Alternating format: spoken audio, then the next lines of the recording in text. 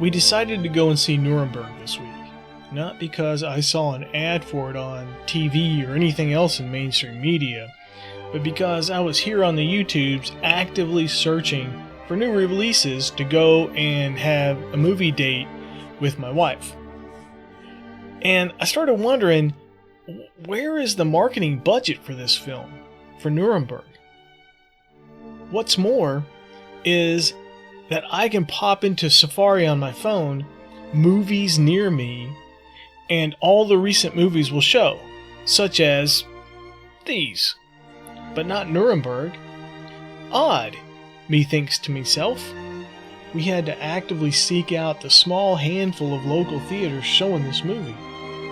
But all the theaters locally, you could buy tickets for these movies, which, I don't know, might be good, might be bad. I didn't want to see them.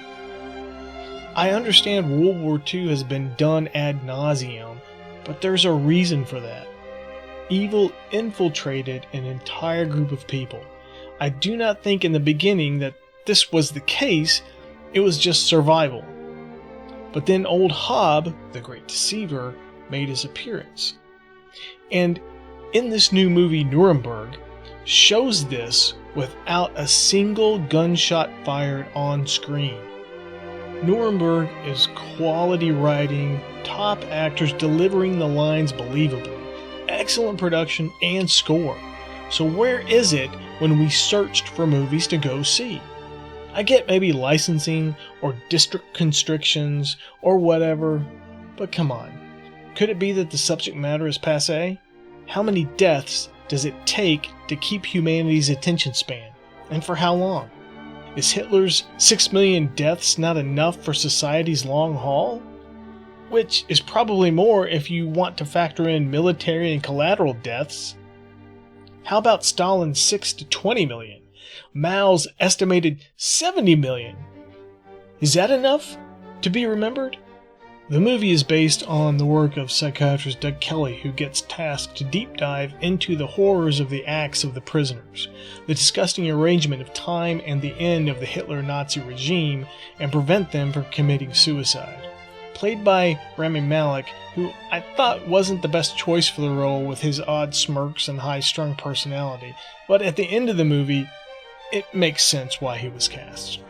I had my doubts about Russell Crowe in this, but he enters the movie with a slow, looming storm you can see from a shore way out at sea that rolls into land and stays there to wallop those trying to avoid him.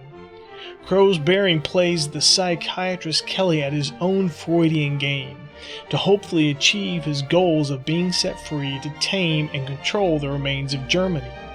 Using the newly adopted Freudian psychology against his friendship with Kelly, Goering shows that it is a farce to try and rehabilitate evil, for once you're in its grip, evil will rarely set its puppets free. All they think is, why me?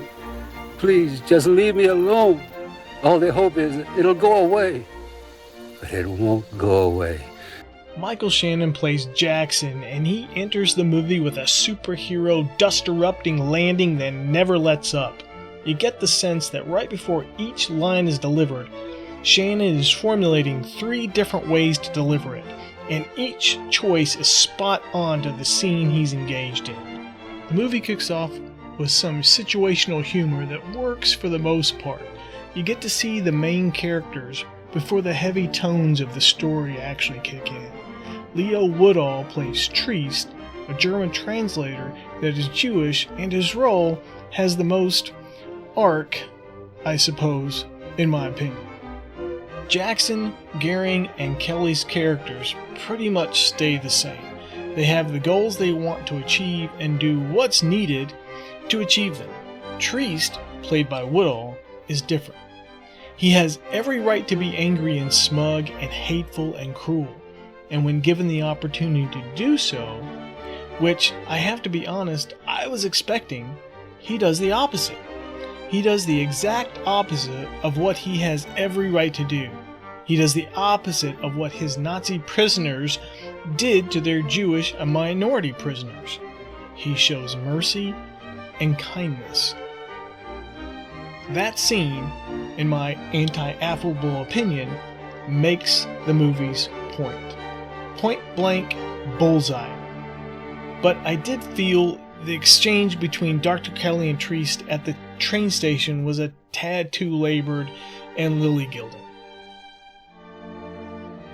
I did not like the hanging scene at the end.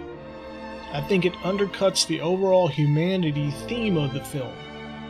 I'd have been fine with just the showing of the lever being pulled and the rope going tight. Everything after that undermines the movie's overall message. If Nuremberg doesn't get some Oscar nods, it's a crime, with all the other tripe that's being shown out there. Which pulls me back to how I kind of started this post. Why is this movie not plastered everywhere, shown at every theater?